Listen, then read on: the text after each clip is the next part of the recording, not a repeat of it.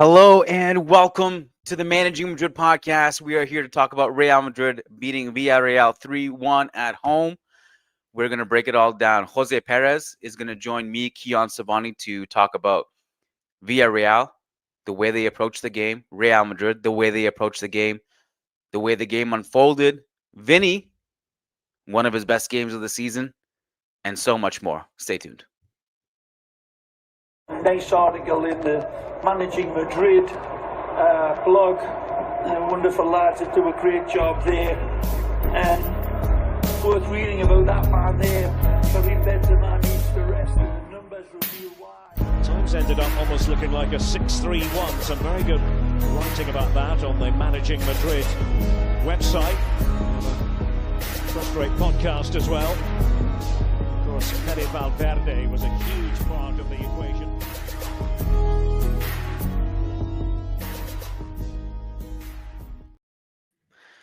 Jose Perez, how you doing, sir?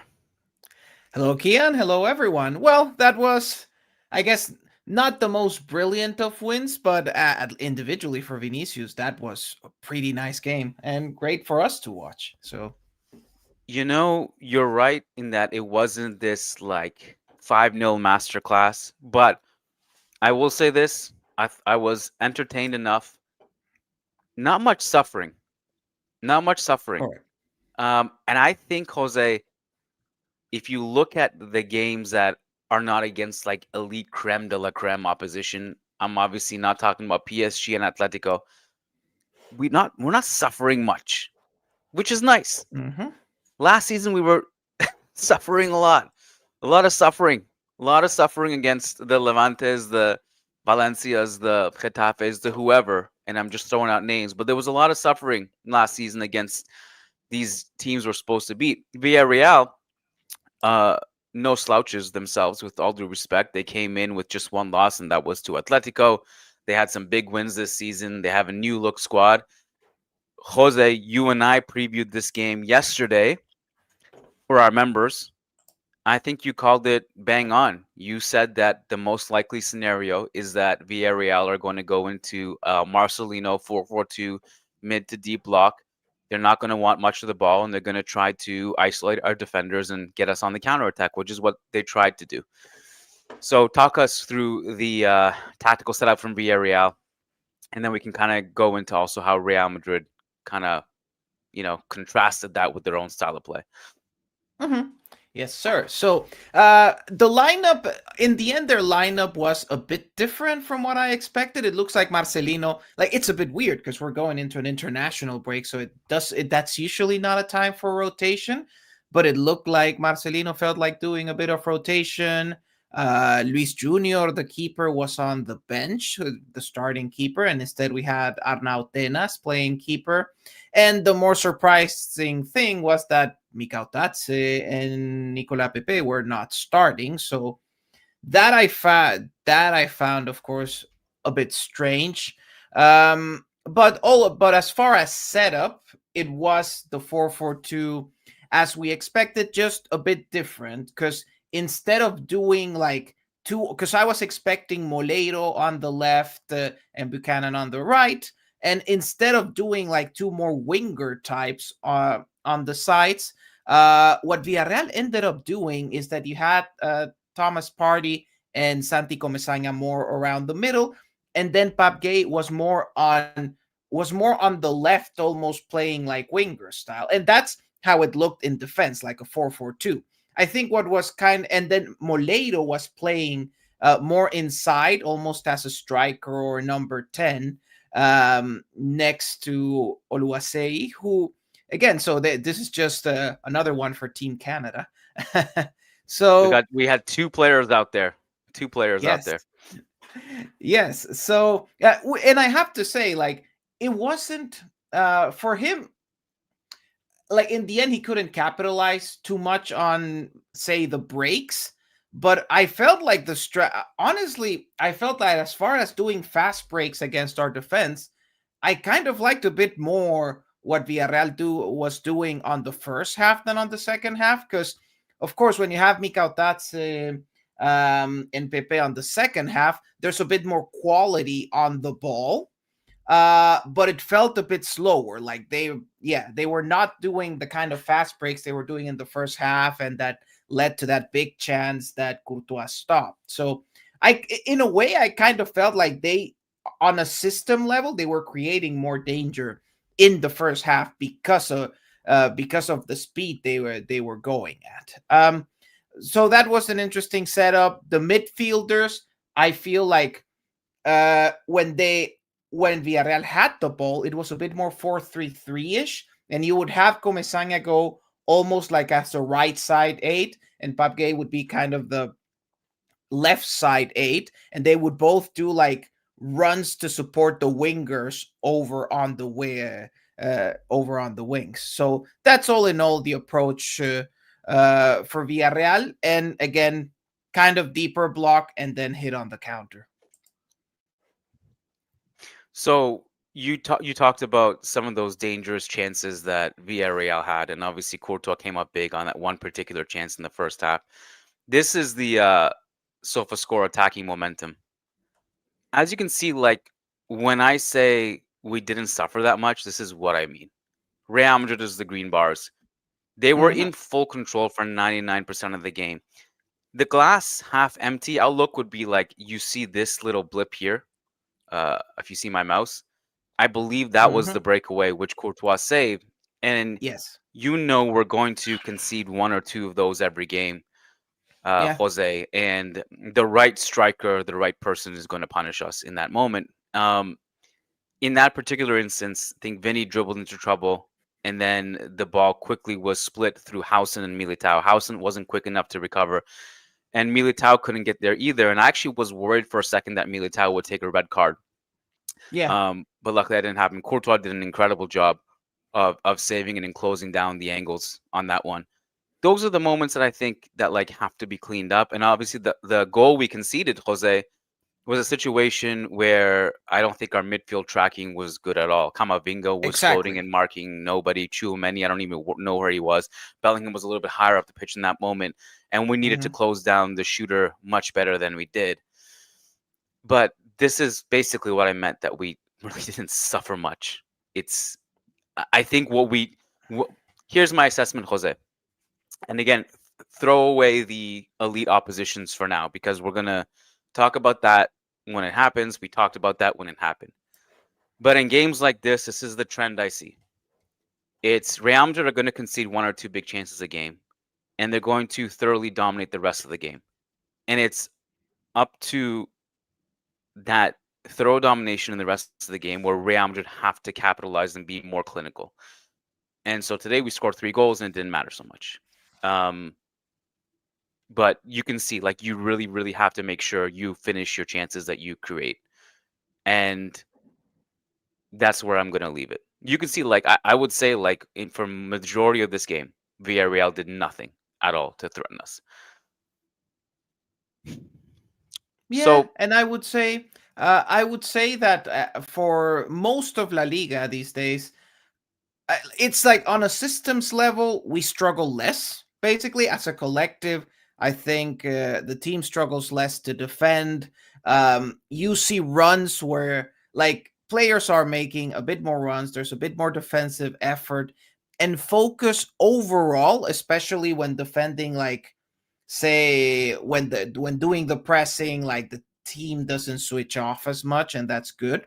I would say that usually when we see the moments of switching off, it's actually closer to our own box. That those are the moments where you still see some disconnections. Houses still has some disconnections when defending his own box. There are still some struggles with the high line, which was kind of Villarreal's strategy throughout the game, right? That it's like we would try to attack them. We would lose the ball somewhere like around the final third in Villarreal's half, and then they would try to send like a really fast ball over to the strikers and see if there was anything in our high line that they could exploit. And one of the things that do concern me is that sometimes it still feels like we are better at pressing than we've been in previous years, but there are still moments where I it's still like good opponents still finds ways to go through. And it still felt sometimes that, especially in those ball losses, we were still sometimes a bit easy to play through. Of course, the good thing is that when you have Fede, Carreras, and Militao, who was very good in emergency interventions today, when you have these guys in your defensive line, they can react quickly and put away those and put out those fires. It's that firefighter role where I feel like sometimes Hausa struggles Yeah. a bit more, but again, he has other strengths. But all in all, Yeah. I think our defensive line, like I think going forward, it would be nice if we were like a bit better in those defensive transition moments. But all in all, at least today, the defensive line was very good at shutting down most of those attacks, most of those transitions, and preventing them from becoming something more problematic. But yeah, it still happens that from time to time the defense will have those disconnections close to our own box, as it happened with the goal. Um, and those are the ones that will hurt you against against the best opposition. It's a lot of what happened against Atletico last weekend. I'm totally with you on the Militao Hausen thing and kind of how they contrast and what they're good at and what they're not. Militao generally has been a very good firefighter. He will say it again as well. One of the ways to make sure your high line doesn't get exposed is you A, win the ball high up the pitch collectively. B, you got to track runners in transition. C, you got to just put out fires. And D, I guess that's where at D, Courtois has to be quick as off his line if there's no offside trap or you get caught. And the Courtois thing is basically Courtois save is the break in case of emergency card. That's when it's you've been breached, and that Yeah. happened once or twice today. Overall, it's been good. I think Militao generally was good defending the high line. Where he did struggle a couple times was he gave the ball away deep, and that's where you Yeah. saw Fede come in and fly in and help clean up the situation. And Fede on itself is a big talking point. I thought when we were talking, Jose, about like player performances, we should start with the player of the game, or at least the guy I assume won player of the match. I haven't checked anything after the game, but Vinicius today looked very good. We were talking yesterday about like key matchups and how Mourinho has the most tackles won in La Liga. Vinicius made pretty light work of Mourinho in this Yep. game. Mourinho was also booked early on. Um, he eventually did get sent off for a foul that I thought was pretty soft for what it's Mhm. worth. But he did eventually get sent off. And it was just, he was basically getting tortured by Vinny all game. Talk about Vinny's performance. Yes. So I think these days the feeling I get with Real Madrid's attack is that uh, I don't see super bad individual performances, but we're still struggling a bit with kind of the creating synergies and getting the players to do like consistently good combinations with each other. So it still feels sometimes a bit individualistic. And following that, like for example, still Vini and Mbappe don't have that good of an association. Even on the other side, Guler and Franco don't have that good of an association. So it still feels sometimes a bit disconnected.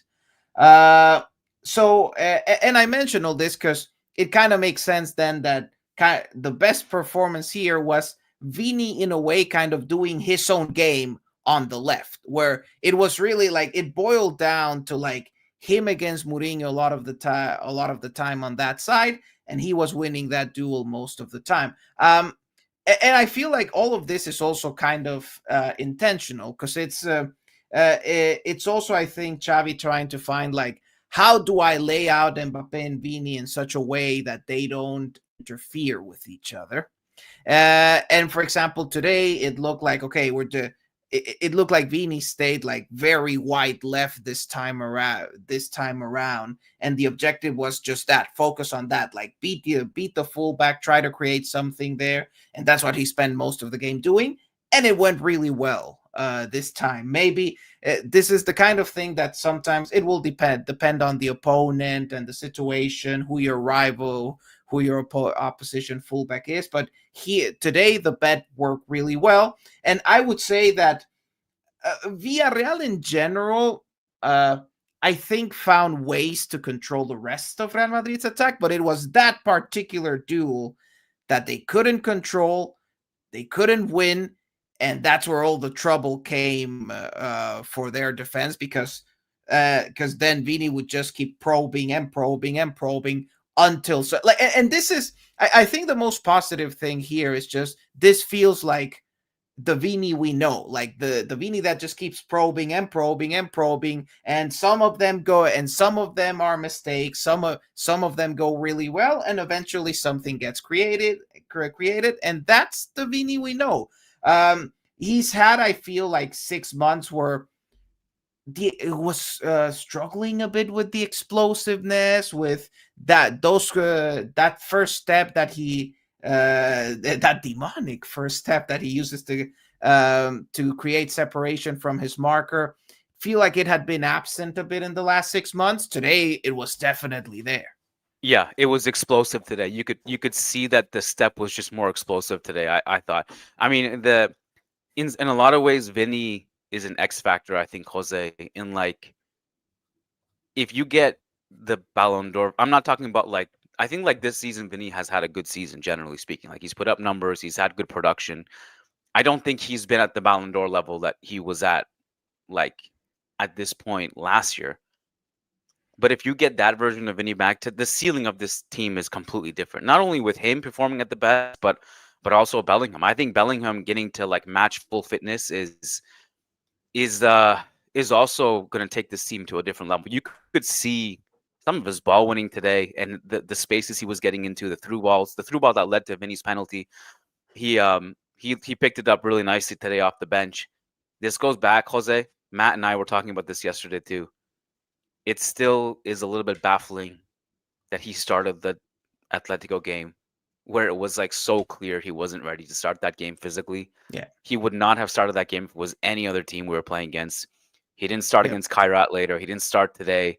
Like it's just very clear he was rushed back for that game, which is something that happens far too often in Real Madrid's history, but also in football, like in general. Like people are just rushed back for the big games, and it almost never is the right idea.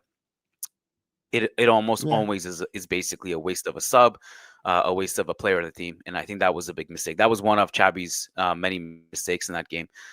I want to talk about Fede with you, but first I want to also bring up moji-mates.com. You guys know how great these guys are. If you pay attention to the screen, go to moji-mates.com, moji-mates.com. Use code MM15 off or 15% off. If you're a Managing Madrid podcast listener, you get 15% off with the code MM15 off. Look at this new hoodie they just dropped. Cristiano. Noodle hair, purple jersey. Daniel, the owner, also sent me a couple screenshots of jackets they're going to be dropping soon. They got all kinds of stuff. I actually pick this one up for my kids. Bellingham purple hoodie. Go to moji-mates.com and use code MM15 off. Check this super chat out, Jose, from Crystal D. He's an amazing right back. Where are you on this whole Fede positioning thing? I mean, it's always funny. Is he better there than he thinks is the question. Because he thinks he's not born to play there. I think we got to tell him, we got to break the truth to him. Like, Fede, like, you're actually pretty damn good as a right back. Sorry to break it to you, man. I think you're underrating yourself in that position. I know you're trying to get out of right back duties, but you're pretty damn good there. Yeah, like football is weird like that, in that, like, I think Fede playing as a midfielder, he's still considered like one of the best in the world, and I still feel like outside Real Madrid he's somewhat underrated. Because for me, like, when I think about like best eights in the world, I always think of Fede. I feel like the rest of the world is not quite on that line yet. But really, like, if the guy had been playing right back for 5 years already, he'd be considered like a generational right back at this point. But in the end, I still think that where he has most impact is still in midfield. So I understand him wanting to play midfield, is where he feels he can have the biggest impact. I think it's true that it's where he can have the biggest impact.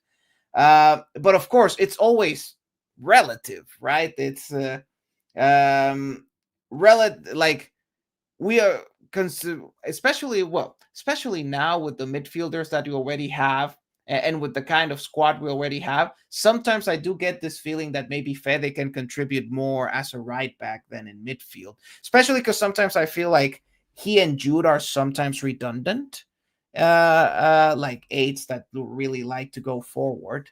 Uh, but yeah, I don't think we're gonna get this. Especially given what he said, I don't think we're getting Fede at fullback consistently anytime soon. So it is what it is. Well, here's what my take on it, Jose. I think his best position overall is the right center mid position. Like in a 4-3-3 where he has a single pivot anchor behind him and then he's the right CM as an 8 there. Because from there he can still make those runs into the right half space on the right wing. He can make those overloads, but he's also playing as a box to box midfield, which is what he's great at. And that's why I think he looks good at right back, is because he can bomb up and down the flank. He's a good one-on-one individual defender. He tracks wingers and all that stuff. I think what part this doesn't explain fully, but I think part of his struggles this season is that when in midfield this season, he was often deployed as the double pivot alongside Chouameni. And I think alongside Chouameni, the attributes of both of them combined don't really mesh together. Whereas when he was in double pivot with Tony Cruz a couple years ago, it actually looked really good. And that's partly because Cruz takes on the burden of the ball progression and the control, where Fede can do some of the more brute off the ball stuff, but also play as a box to box midfielder. And I think that's part of the struggles he had this season. And I think one point that Matt brought up yesterday, which was a really good point, I thought, was that I think we're in a situation now at Real Madrid that there's quite a few quote unquote undroppables. Although we know there's no real such thing as an undroppable, but I think there are a lot of players who are deserving of that final spot. I think Goulet has been awesome this season. I thought his link up with Mbappe today also was, again, very impressive. He has been the team's best creator. He's been actually the league's best creator. And then you have Chouameni, who does what he does as the anchor. And then you have Bellingham, who hasn't gotten there yet fully, but it's an obvious thing that he's going to be back in the lineup. Mastantuono is in some ways the most expendable, but I say that with caution only because he's also a very unique profile that provides symmetry on the right wing in a 4-3-3 that no other player apart from Brahim really does that, or Rodrigo if he plays on the right wing. So that's kind of where I'm at right now. Yeah, take over for a second. I gotta do something. Yeah, no worries. Yeah, but like replying a bit to that, I do kind of agree with Kian that we have like if you look at the undroppables, it's like okay, Fede has to start, Tchouaméni has to start, Mbappe, Vini technically have to start because of the quality. And then once you start, Jude has to start. And once you look at that, it's like, okay, this is like 5 out of 6 positions where you need to start these guys. And then basically there's only one kind of role left to assign, which you would give to Goulet. And at that point, then the story becomes, how do we make all of these players mesh together? And that gets very tricky because for now, the synergies are not there. And this is also what I was mentioning before, that of the players, it still doesn't quite feel like a collective attacking. It still feels like there are some plays, the team from time to time strings some plays together, but it still doesn't feel that collective. So and it's precisely because of that, because we kind of start from these guys are undroppable, rather than how do we build the most complementary team possible. And to be fair, this is how Real Madrid has always done things. We have these very good players and then we find a way to get them to play together. This has been kind of the Real Madrid way forever, but yeah, I guess for now it still feels kind of difficult to get this unit of midfield and attackers to attack together like in a very coherent way.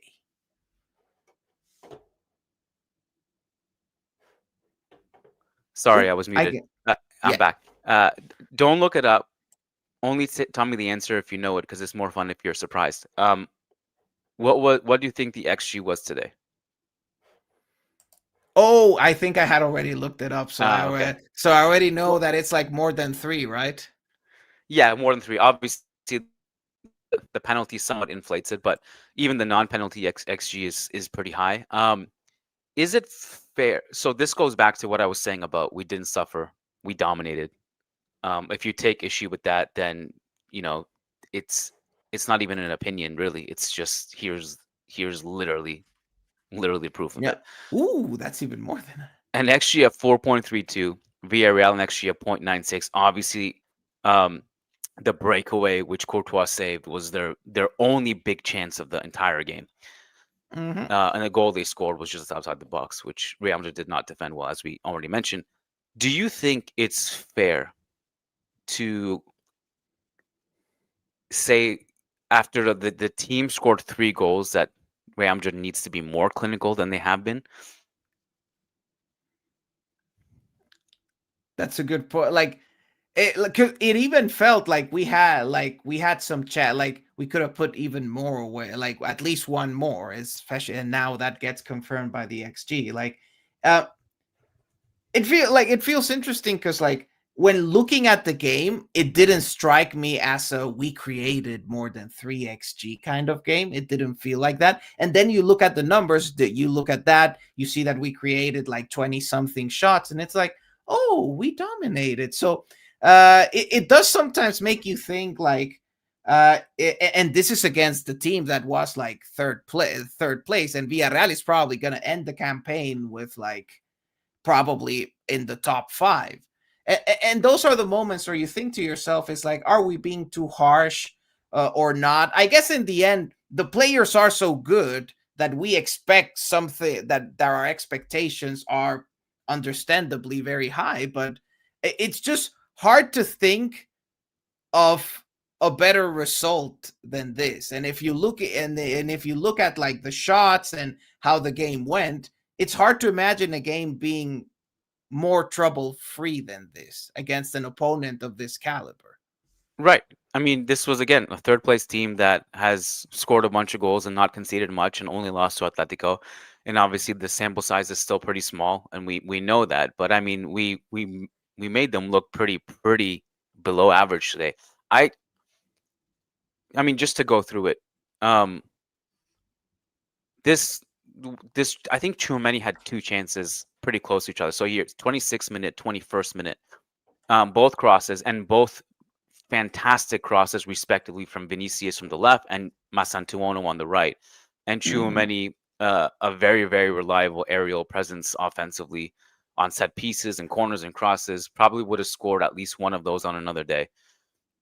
This one was Vinny's shot in the 79th minute.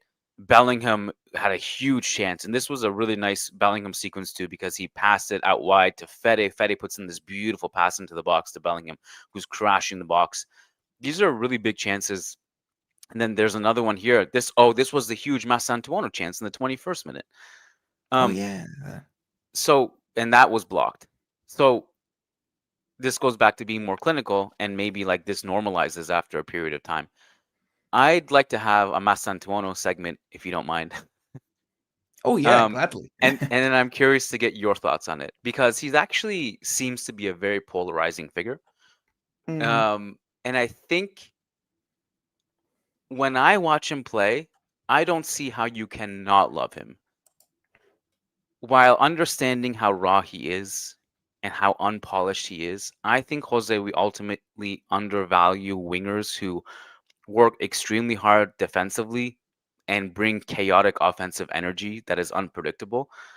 I see tremendous value in a player like that. Now, like, there's another conversation of, well, should he be starting every game? And he's only 18, and like he's far hmm from his polished version of himself. I get that part. But I do think just like watching him play, and this is part of the reason why the Bernabeu really loves him, is because he has infectious energy and he does bring offensive chaos and he has supreme confidence. I love him. What is your take? And feel free to disagree, push back. But personally, I just really enjoy watching the Mastantuono experience because I can see the vision. Same thing here. Like, it's, of course, do I think he should be a starter every game? No, not yet. He's not at that level, but I agree that A, the defensive aspects, and B, the chaos are very beneficial. Of course, the trade-off of chaos is always the chaos can work in your favor sometimes, and other times it will not. Sure. So, and and it does mean sometimes the decision making can be a bit frustrating. There are situations where maybe he goes for a dribble when you'd hope maybe you should go for more of like a combination with another teammate in that moment. I understand that the decision making can be a bit frustrating there, but honestly, when you are an 18-year-old playing in Real Madrid, I think, at least for me, the way I see it, the most important thing is that you have certain fundamentals, technical, physical fundamentals, and you have the mentality. And the mentality is clearly there.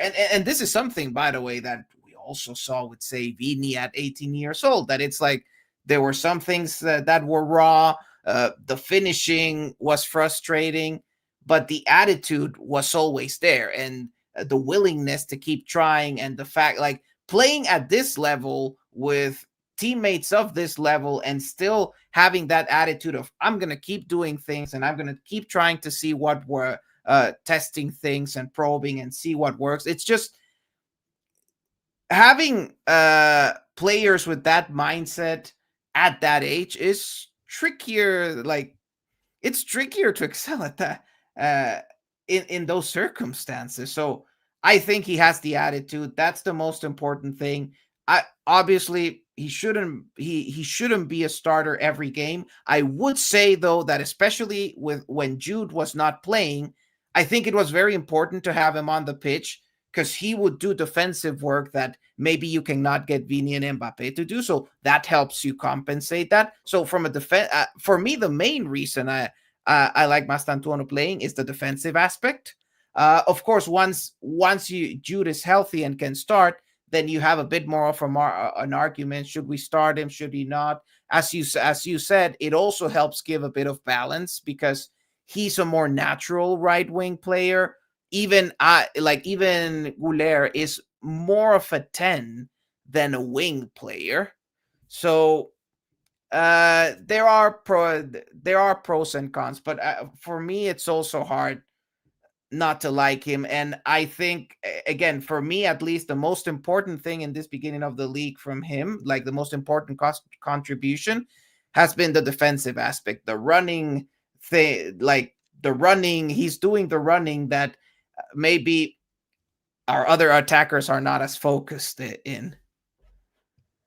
What did you have in your notebook from this game that we haven't discussed yet? For now, Villarreal. Let's see. Villarreal scheme, already discussed it. From our side, any other? We already discussed Militao. The defensive line. I think we discussed it plenty. Let's see. Ceballos generally, how do I put it? He normally has a bit more of a personality than this, so it's sad to see one of these games where you kind of forget he exists, unfortunately. So yeah, and I would have expected maybe more of a contribution there, but I think in games like this, when you have like north of 70% possession, some of the stuff that Ceballos does just kind of blends into the game, if that makes sense. He played 63 minutes, 69 touches, and I mean, I thought for what it's worth, he had a couple of good pressing sequences. What were his passing numbers overall? Probably still like a very high volume of passing, I can imagine. Yeah, 60 passes, 93% completion, one out Yeah, of one long balls. The what I was actually jumping out and looking at the numbers is not even Ceballos. Obviously, I'm trying to look for him. I can't. So which probably backs up your point. But Vinny, 5 shots, 3 of them on target, 6 key passes, 6 completed dribbles. beautiful. Um, just Yeah, yeah, just a menace today. menace, relentless. Yeah, and again, relatively, again, more on the quiet side for Mbappe, and not just because of like say lack of shooting or goals, but just in general, like had a bit less of an impact overall on how the team played today. Today was a more Vini dominated game. It still kind of concerns me, like long term, like how usually when Mbappe has a really good game, Vini doesn't have one, and when Vini has a really good game, Mbappe tends to be more quiet. Like Yeah, we we still haven't had like a game where we've had like an excellent version of both. And yeah, again, that brings the long-term issue of how compatible they are. But again, I mean, that's one of the main things this is one of the main things that we've had that we knew we would have to deal in the first few years of Mbappe and Vini playing together. So no, yeah, I uh completely agree. I mean, today was an example of that. Mbappe was pretty quiet. I don't think he looked sharp with his touches or his dribbling as he normally does. He obviously got his goal in the end. And in some ways, a lot of the content that we put out here in between these big games is, I don't want to say fluff because that's harsh on us because we have to put out content, but like a lot of these questions really are like, okay, do we do this when it matters? I think I mentioned this to you yesterday that like hmm, our floor is pretty high this season, which means you can literally win the yep, league by even losing to Barca and Atletico 4 times respectively if you win your other games. You can't do that in the Champions League. You have to go through the elite opposition. So like a lot of these questions of like Vinny and Mbappe and cohesion and form and pressing and efficiency and tracking on defense and all this stuff, really, like, can you do it in the big games is the big question. And so far we haven't seen that. Um, yep. And that's the thing. Like even against Villarreal, you see, for example, you see like I was seeing it's like okay, here they broke through relatively easily. We still have a disconnection there. And of course, Villarreal doesn't have the firepower to punish these things, but that's where like a more talented opponent might, and that's the part where we've been struggling. But at least for now, honestly, it's nice to be able to see a game against an opponent like Villarreal without much suffering. I appreciate that. a super chat from Pranav Jadhav on the screen. Mbappe to break Kane's fastest 100 goal record. So, do we know what the numbers are? I think so. How many No goals does idea. Mbappe have? He's at he had 44 last season or 45, and then this season he's at 14 already. When the commentator Yeah, literally said this is Mbappe's 14th goal this season, I literally just yeah, I went like this with my head. I was like, "What? He's already scored 14 goals?" Like I knew he's been scoring a lot. I know he's scoring the most in Europe, but like 14 already, that's a wild number. So he scored 14 and 10 this season, 44 and 59 this season, which means he's at 58 goals in 69 games it's for crazy. Real Madrid. But is that only? Am I looking at only La Liga or is that everything? I think that's everything. Um, It's 58 with everything. Yeah, right. What was Kane's? Like how quickly did he get to 100? I have not kept track of that That's to be okay. honest. I don't blame you. I'll just literally I have it right here. And because Kane, like a week ago, he became the fastest player to score 100 goals for a single club, I believe. Let's Kane for see. Bayern is at 103 goals in 106 game, which is damn impressive. Damn. Um, so can Mbappe score 100 goals before he hits 100 games? I wouldn't It discount could it, be. but it's not an easy Wouldn't task discount either. it. Yeah. Yes. But if there's someone who Yeah. can do it, it can be Mbappe. So so that'll be interesting. But all in all, yeah, game without suffering. I appreciate it. The issues are still there, and I don't know how are they gonna get solved. I'm still not sure like what the pathway for that is. Sometimes there are no magical solutions. Sometimes it's just players keep playing together and then they get used to certain things. Like, for example, a lot of the rigidity I see in this team at the moment, it's simply that, and this goes back, I think, to what I commented about, I think, Maresca saying, like, first year we had to play something a bit more rigid, a bit more boring, basically. And then second year you can do more interesting things. And Luis Enrique, I think, also said something like that. And I see a similar story for us this season. I think this year we will have more struggles in possession. It'll look like the players are a bit lacking synergy, but I think once certain concepts have been drilled in this year, next year it'll get more interesting and the players will be able to do more things together. So that is kind of my hope longer term. This season, we'll see. Hopefully Jude's return helps stimulate some things. He also, again, is very important for defensive duties, and for the pressing down the middle. So he will also help us improve in some areas. That my biggest asterisk so far this season, I think, is that we done all of this without Jude. Mm-hmm. And just as a reminder, Bellingham was a Ballon d'Or candidate a year ago. That's how good he was. Um, and we haven't had that player play yet this season. And so once he gets integrated as a starter, I think that totally changes the complexion of the team ceiling as well. I'm going to talk about Xabi Alonso's quotes, but first, wanted to remind you guys, if you don't know already, you go to tacsports.ca. You can see the TAC logo behind me. We're working on doing a Toronto podcast soon, hopefully getting Mehedi again and Leah again. TAFC Academy. And again, you want to go to tacsports.ca to see all this. They have indoor season coming up for all ages, house league, recreational academy, and competitive levels, all the way from U6 to U17, with exciting sponsorship opportunities. Also, fall aquatics, tennis, volleyball, basketball lessons. Your kids can build confidence and skills in a safe and fun environment. It's perfect for developing skills, teamwork, and fitness. At the core of everything TAFC Academy does is helping kids grow in sports confidence and leadership in a supportive community.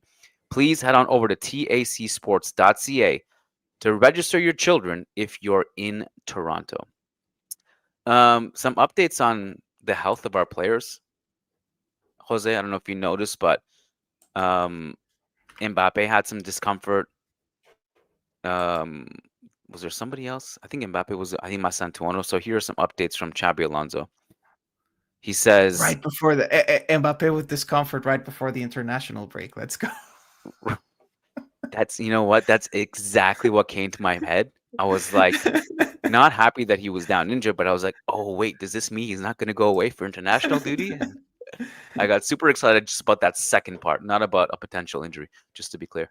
Chabi says, Kylian was already having ankle discomfort, and we'll see. Franco has a hamstring strain. We'll see how he progresses with the national teams. He's also saying, feeling really good. It was a really demanding match. Played a very serious, hardworking game. It was a great victory. The approach is always to try to dominate and be as high up the field as possible. Play as a team, good energy, and we've had some very good moments. I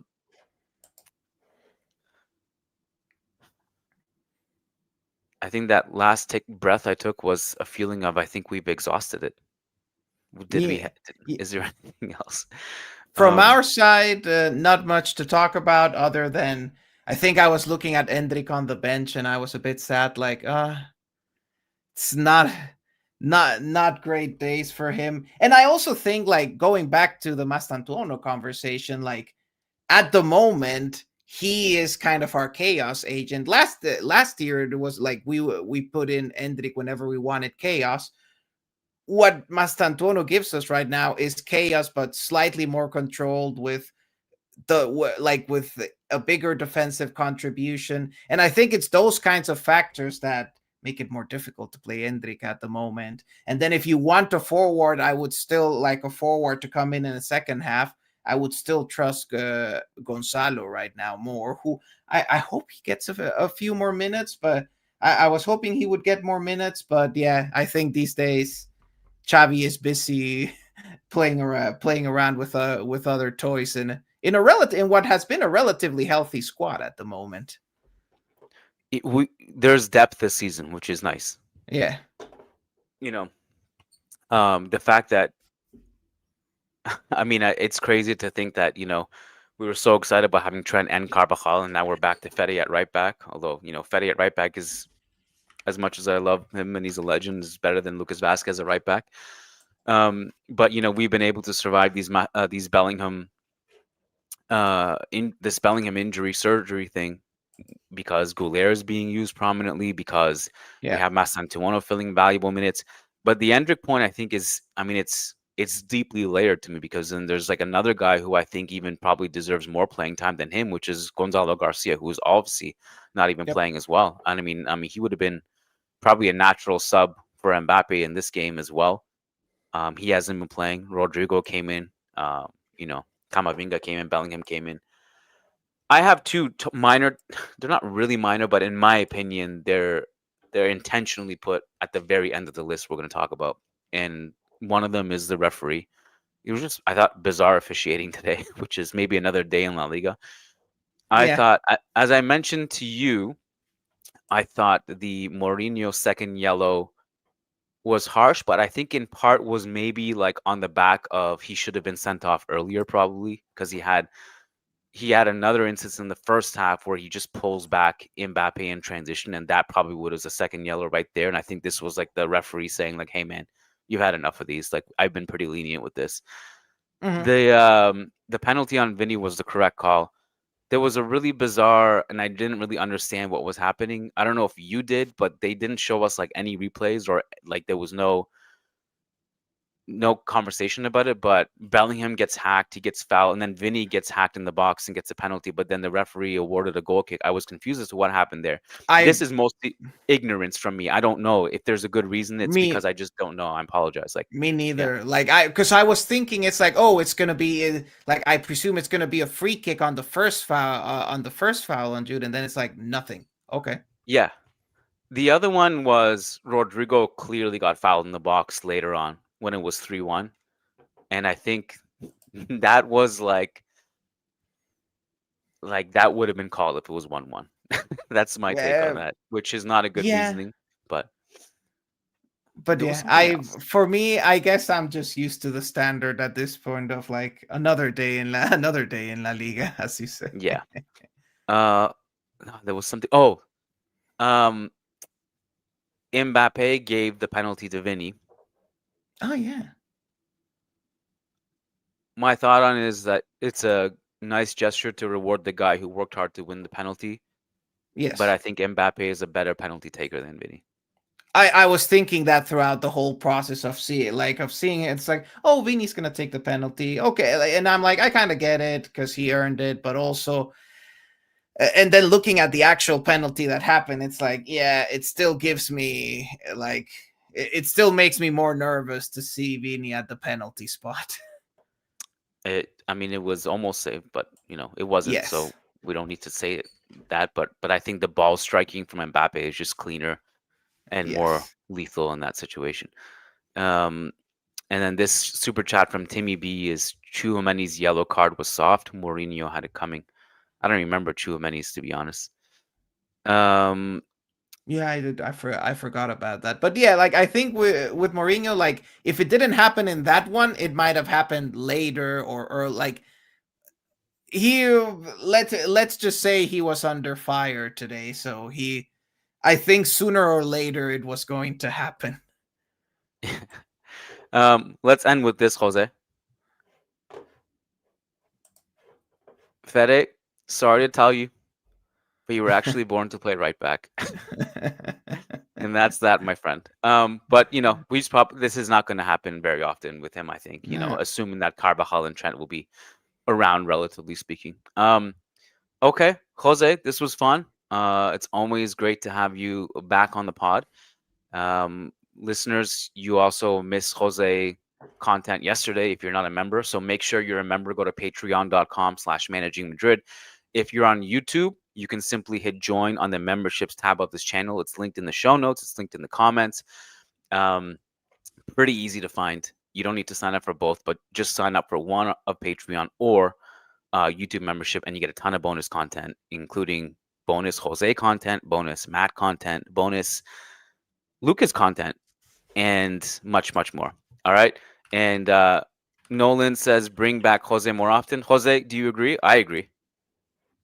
Happily I'll join again. I'll join Uh, again. Like sometimes with my schedule, I can't join like the post games very frequently, but I'll do my best. Awesome. Love to hear it. All right. Thanks for your time, Jose. Listeners, thank you for tuning in. Please hit like. Please hit subscribe. I know some of you guys may have logged off by now, but the ones who are still here listening at the end, it would be much appreciated. It helps the channel grow if you hit like and hit subscribe if you haven't done so already. Minimal effort on your part, but makes a big difference for us. Thank you so much. Thank you, Jose. Take care and peace out. Peace out.